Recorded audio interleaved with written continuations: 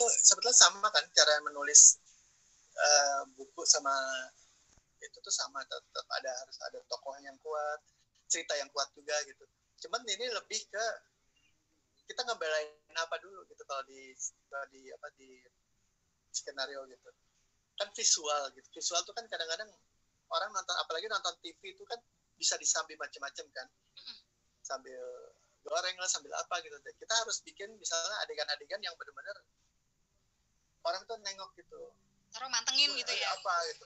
Jadi 5 menit 10 menit awal tuh benar-benar jreng gitu sehingga orang seru nih terus duduk gitu. Nah, itu kan yang enggak ya. Iya.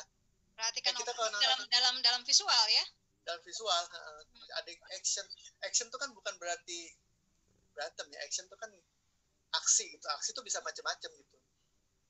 Pokoknya sesuatu yang benar-benar mencuri gitu, yang mencuri supaya orang langsung channel gitu ya. Langsung nonton ya udah. Stay di situ gitu. Baru ceritanya bisa, setelah itu baru kita bisa kronologis ceritanya. Tapi harus benar-benar ada setiap, namanya TV itu kan ada break-break iklan gitu. Nah setiap break itu harus ada sesuatu yang tinggi lagi gitu.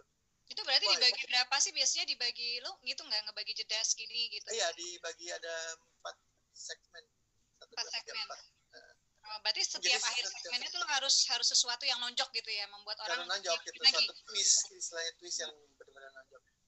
Nah itu bisa dipelajari setelah kita banyak nulis, coba nulis. Berarti lo baca-baca juga buku-buku skenario ya? Iya, baca skenario, menonton skenario teman-teman gitu ya. Nah, atau buku itu juga banyak kan, buku skenario yang dibukuin dari luar juga kan. Ya, film-film gitu ya, bisa dipelajari. Terus apa yang paling berbeda Mas antara nulis fiksi sama ini? Gali lagi dong tentang skenario ini gitu. Kalau yang berbeda karena skenario kan kita adegan ya. Lo harus berpikir adegan ya. Berpikir adegan, berpikir juga setting gitu yang memungkinkan. Kalau misalnya di buku kan kita bisa menghayal bebas banget gitu. Tapi kalau di itu kan nggak akan terbatas kan. Nggak bisa bikin adegan yang kolosal. Kalau pandemi kayak sekarang nih, lo menyesuaikan nggak? Kan ada protokol kesehatan. Iya, sangat menyesuaikan. Iya. Kan nggak boleh ada adegan yang kolosal. Yang besar-besaran, yang melibatkan banyak orang itu kan nggak boleh kan.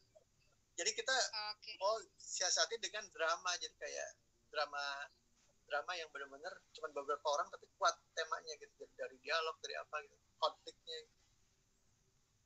Jadi kita nggak berpikir action yang balap-balapan atau kecelakaan mobil.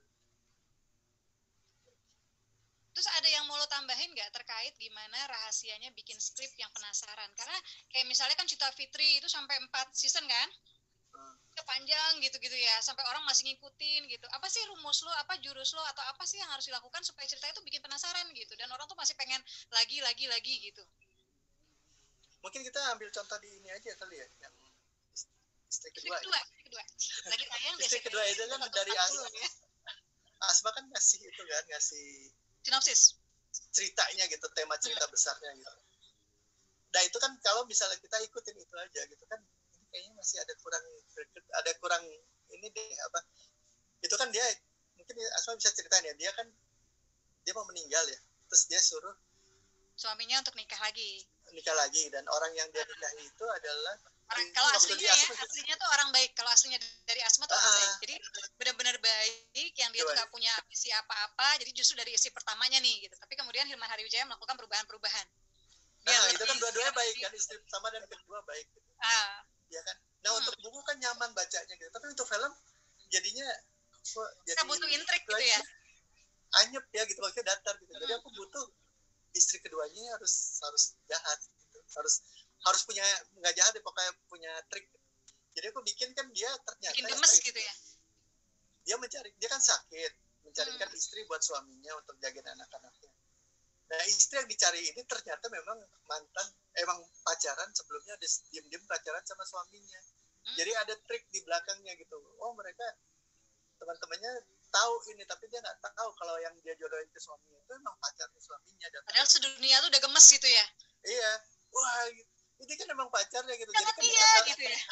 Ada bom waktu yang kan, ada bom waktu yang ditunggu. Kapan nih orang si tokoh utamanya ini tahu kalau istri kedua ini memang benar buat suaminya sebelumnya gitu. Dan itu juga eskalasi kan, karena ada eskalasi konflik kan, karena pertama yang tahu misalnya pertama masih Arsya aja kan rahasia, terus tiba-tiba sahabatnya tahu, terus ada yang di hotelnya pada tahu gitu kan, terus gitu ya, sampai akhirnya cuma kayaknya si Shakila aja nih yang belum tahu. Dan gregetan kan penontonnya. Ini juga hal yang sama kan, juga konsep yang kita bikin di catatan hati. Catatan hati seorang istri juga gitu kan gitu.